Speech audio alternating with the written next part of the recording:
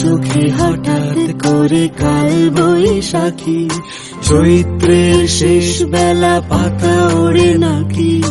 গত বছরের মায়া ভেঙে যাবে বলে রাজপথ ভেসে গেছে অচেনা কাজলে। তুমিও অঝরে তাকে শুধু ভালোবেসো। এসো হে বৈশাখ এসো, এসো হে বৈশাখ এসো, তাপসী নিঃশ্বাস বায়ে মুমুর সুরে দাও উড়ায়ে। বছরের আবর্জনা দূর হয়ে যাক যাক যাক।